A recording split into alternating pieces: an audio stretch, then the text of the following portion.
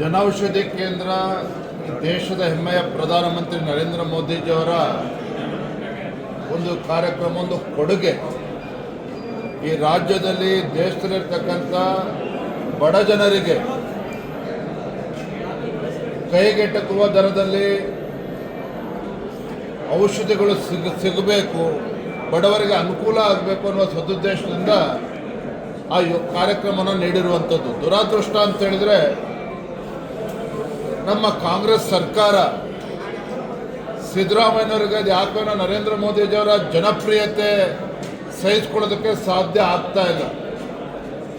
ಅಹಿಂದ ಮುಖ್ಯಮಂತ್ರಿ ಅಂತೇಳಿ ಬೊಬ್ಬೆ ಹೊಡಿತಾರೆ ಸಿದ್ದರಾಮಯ್ಯನವರು.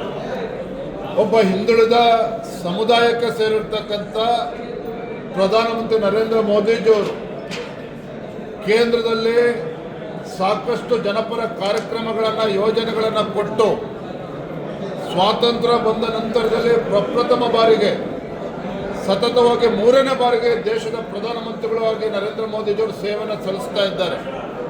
ಅವರು ಕೊಟ್ಟಿರ್ತಕ್ಕಂಥ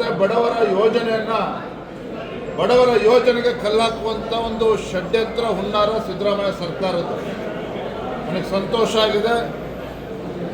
ಉಚ್ಚ ನ್ಯಾಯಾಲಯ ಸಿದ್ದರಾಮಯ್ಯ ಸರ್ಕಾರ ಏನು ಜನೌಷಧಿ ಕೇಂದ್ರವನ್ನು ಕ್ಯಾನ್ಸಲ್ ಮಾಡಿದ್ರು, ಆ ಒಂದು ಆದೇಶವನ್ನು ರಾಜ್ಯ ಉಚ್ಚ ನ್ಯಾಯಾಲಯ ಇವತ್ತು ಹೊಡೆದಾಕಿರ್ತಕ್ಕಂಥದ್ದು. ಎಲ್ಲ ಬಡವರಿಗೆ ಅನುಕೂಲ ಆಗಬೇಕು, ಜನೌಷಧಿ ಕೇಂದ್ರವನ್ನು ಮತ್ತೆ ತೆರಿಬೇಕು ಅಂತೇಳಿ ಆದೇಶ ಮಾಡಿರ್ತಕ್ಕಂಥದ್ದು ನಾನು ಸ್ವಾಗತ ಮಾಡ್ತೇನೆ. ಇದರ ಮುಖೇನ ರಾಜ್ಯದ ಮುಖ್ಯಮಂತ್ರಿಗಳಿಗೆ ನಾನು ವಿನಂತಿ ಮಾಡ್ತೇನೆ, ಆಗ್ರಹವನ್ನು ಕೂಡ ಮಾಡ್ತೇನೆ.